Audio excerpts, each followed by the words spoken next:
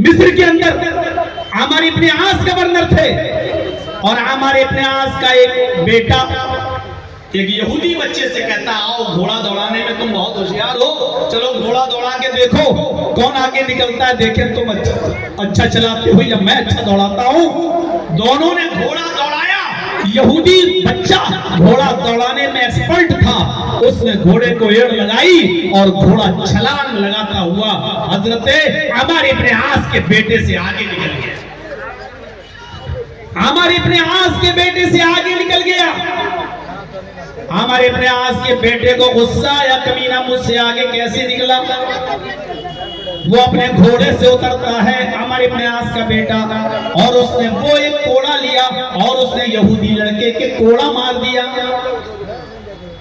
वहां कुछ लोग इकट्ठा हो गए और उन लोगों ने समझाया, कोई बात नहीं, उस यहूदी बच्चे को, ये हमारे इब्न आस का बेटा है, ये यहाँ के गवर्नर का बेटा है, अरे चलो कोई बात नहीं, मामला रफा दफा करो।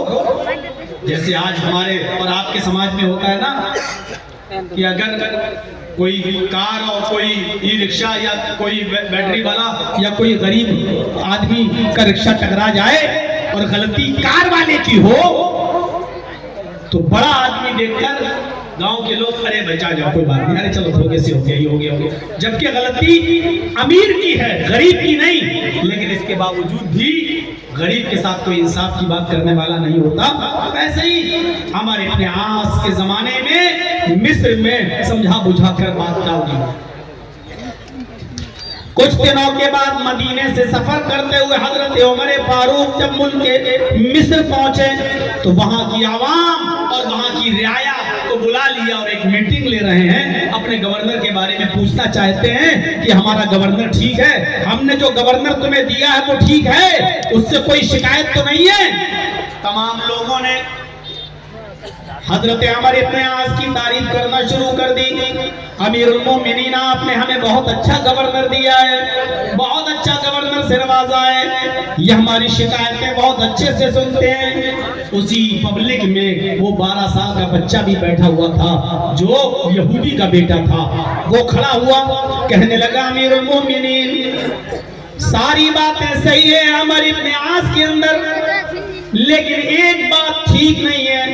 कहा क्या? कहा इनके बेटे को अकल नहीं है, इनके बेटे को जो है तहजीब नहीं है। इनके बेटे ने मेरे साथ घोड़ा दौड़ाने की बात खुद कही और जब मेरा घोड़ा आगे निकल गया तो गुस्से में उसके बेटे ने मुझे थप्पड़ मार दिया। ये कहाँ का इंसाफ है? खुद ही दौड़ लगाओ और पीछे रह जाओ तो गुस्से में मुझे थप्पड़ मार दो। हजरत उमर फारूक ने उस 12 साल के यहूदी बच्चे के मुंह से जब ये सुना तो गोया जमीन में जलजला पैदा हो गया। कुर्सी छोड़ दी, खड़े हो गए और कहने लगे, आए यहूदी बेटे इधर आओ। आए आमर इब्न आस, मैंने तुम्हें मुल्क मिस्र का गवर्नर बनाया, इस यहूदी बच्चे को इंसाफ क्यों नहीं मिला? इस यहूदी बच्चे को इंसाफ क्यों नहीं मिला? हजरत उमर फारूक आमर इब्न आस से कह रहे हैं, गवर्नर से, इस बच्चे को इंसाफ क्यों नहीं मिला? आमर इब्न आस ने कहा, अमीरुल मोमिनीन, अल्लाह की कसम, इस बच्चे ने हमसे शिकायत ही नहीं की, अगर शिकायत की होती तो मैं अब तक इंसाफ दिला दिया होता, न्याय कर दिया होता। हजरत उमर ने कहा, अब शिकायत मेरे दरबार में आ चुकी है, अब इंसाफ मैं दिलाऊंगा। उस यहूदी बच्चे से कहा, तू भी थप्पड़ मार इस बच्चे को, आमर इब्न आस के बेटे को तू भी थप्पड़ मार। सबके सामने, मुल्क मिस्र की रियाया के सामने एक 12 साल के बच्चे ने आमर इब्न आस के बेटे के चेहरे पर थप्पड़ मारा। हजरत उमर फारूक ने अपने खादिम से कहा, बेटे का बदला तो हो गया, यहूदी बच्चे ने अपना इंतकाम तो ले लिया, लेकिन आए मेरे खादिम, तुम मेरे साथ आए हो, मैं तुम्हें हुक्म देता हूं कि तुम एक थप्पड़ आमर इब्न आस को भी मारो, मिस्र के गवर्नर को भी एक थप्पड़ मारो। और एक थप्पड़ हजरत उमर फारूक के खादिम ने आमर इब्न आस के भी मार दिया। गवर्नर को हमारे प्रयास ने थप्पड़ खाने के बाद कहा अमीरुल मोमिनीन ये कैसा इंसाफ है, मेरे बेटे ने यहूदी बच्चे को थप्पड़ मारा, यहूदी बच्चे ने मेरे बच्चे को मार लिया, इंसाफ तो हो गया, मुझे थप्पड़ क्यों मारा गया, मेरा क्या कसूर है। हजरत उमर ने जहां जो कसूर बताया वो कसूर सुनिए क्या था। फरमाया है हमारे प्रयास तुम्हारा कसूर यह है कि तुमने अपने बेटे को सही तालीम नहीं दी, तुमने अपने बेटे को सही तरबियत नहीं दी। तुम्हारे बेटे ने इसलिए थप्पड़ मारा क्योंकि उसको ये मालूम था कि मेरा बाप मिस्र का गवर्नर है, मेरा कोई कुछ नहीं कर सकता। आज हमारे इस मुल्क के अंदर जितने लोग आज जो बाप जो घृणा और नफरत फैला रहे हैं, आज उनकी हिम्मत इसलिए बढ़ रही है मुसलमानों के खिलाफ, एक मखसूस तबके के खिलाफ जहर उगलते हैं, इसलिए कि उनको मालूम है कि मेरे सर पर किसका हाथ है और मेरे ऊपर कोई एक्शन नहीं लेगा। शर्जील इमाम वगैरह का हाल देख रहे हैं आप, 5 सालों से ज्यादा हो गए हैं।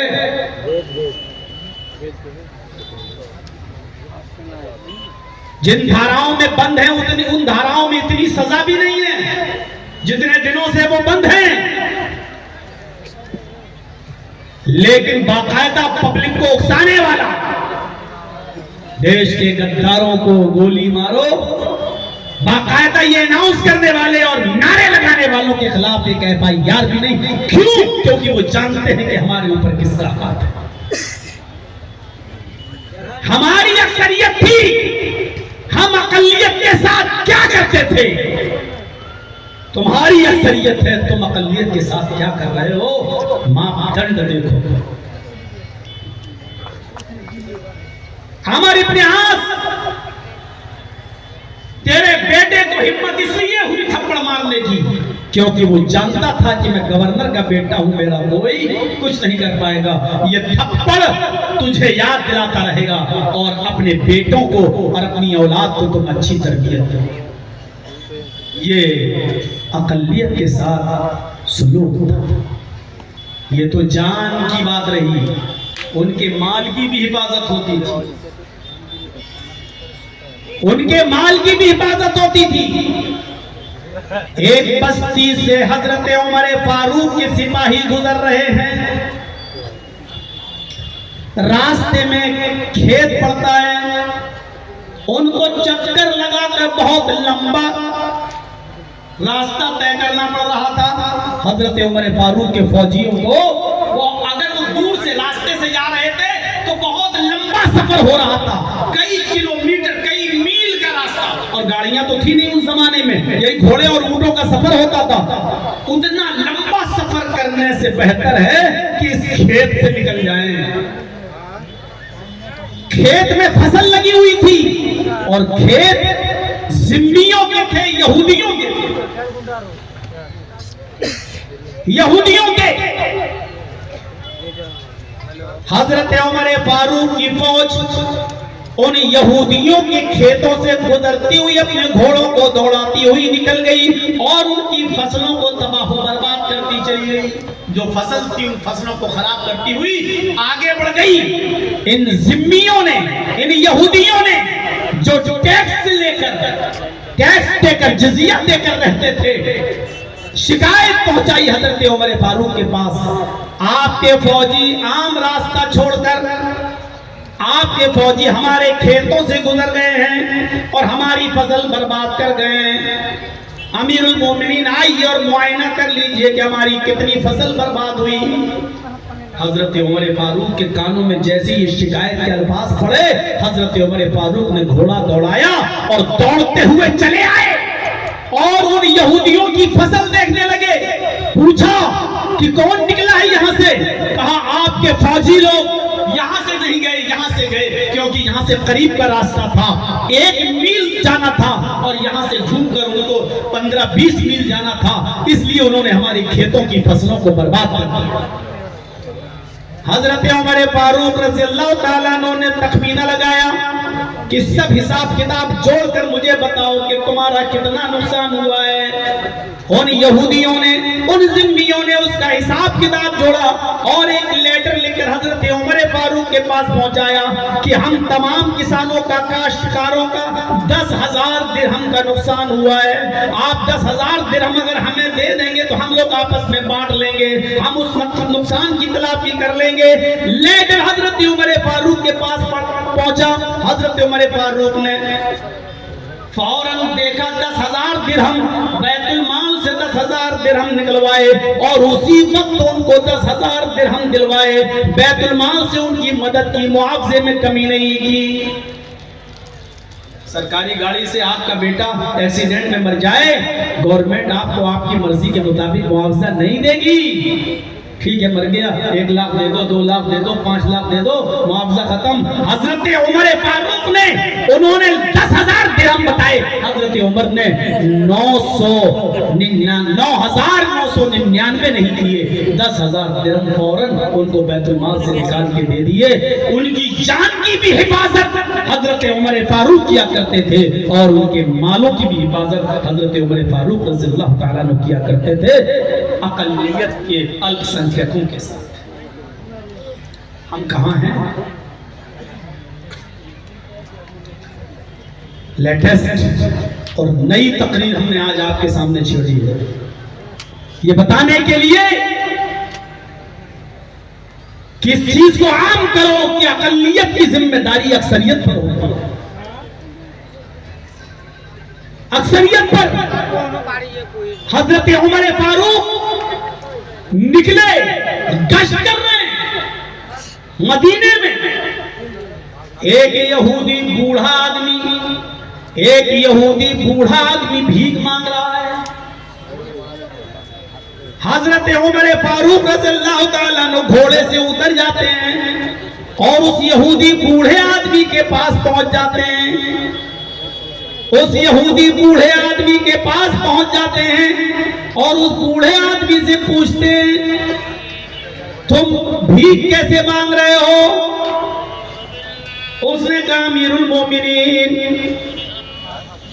खर्चा चलाने के लिए हमें आपके बैतुल माल से कुछ नहीं मिलता, बुढ़ापे को पहुंच चुका हूं, मुझे कुछ नहीं मिलता, उल्टा मुझे टैक्स भी देना पड़ता है, जिजिया भी देना पड़ता है। जैसे आप लोग और हम लोग इनकम टैक्स देते हैं गवर्नमेंट को, ऐसे ही उस जमाने में जो यहूदी और ईसाई रहते थे वो जिजिया देते थे। भाई आप टैक्स दे रहे हैं, उसी टैक्स के पैसों से आपकी जान की और आपके माल की हिफाजत की जिम्मेदारी हुकूमत की है। हम जो गवर्नमेंट को टैक्स देते हैं, गवर्नमेंट उसी टैक्स के पैसों से हमारी हिफाजत के इंतजाम करती है। तो यही मामला उधर भी था, ये जिजिया कहलाया जाता था। जिजिया अरबी में उसको यही कहा जाता है, जिजिया। तो मेरे भाइयों, वो बूढ़ा कहता है, अमीरुल मोमिनीन, मैं यहूदी हूँ और जिजिया देना पड़ता है, मुझे मदीने में रहना है तो टैक्स देना पड़ता है हमें, और फिर हमें अपना खर्चा भी तो निकालना है। मैं यहूदी हूँ, बैतुल माल से तो हमें कुछ मिलता नहीं है, राजकोष से, फंड से तो हमें कुछ मिलता नहीं है। हजरत उमर फारूक ने उस बूढ़े को उठाया, उठो और मेरे घोड़े पर बैठ जाओ।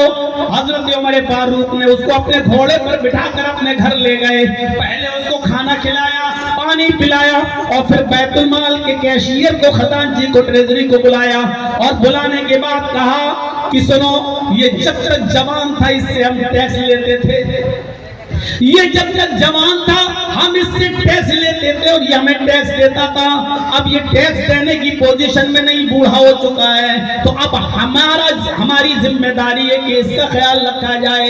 जब तक ये जवान था इससे हमें टैक्स दिया, लेकिन अब बेचारा बूढ़ा हो चुका है, तो अब हमारी जिम्मेदारी है कि हम इसका ख्याल रखें। आज के बाद इससे जिजिया नहीं लिया जाएगा, आज के बाद इससे टैक्स नहीं लिया जाएगा। और इस बूढ़े के ऊपर अंदाजा लगाओ एक महीने में कितना खर्च पड़ता होगा खाने पीने का। इस बूढ़े के घर में पूरे महीने का राशन पहुंचाना ये बैतुल माल के कैशियर की जिम्मेदारी है। ये बूढ़ा भीख नहीं मांगेगा, आज के बाद बैतुल माल से राशन मिलेगा, खाना पानी बैतुल माल से दिया दिया जाएगा। जिजिया भी माफ किया, टैक्स भी माफ किया, और उस बूढ़े का जब तक वो जिंदा रहा उसके पूरे खर्चे की जिम्मेदारी हजरत उमर फारूक ने उठाई। ये था अल्पसंख्यकों के साथ हजरत उमर फारूक का अदल।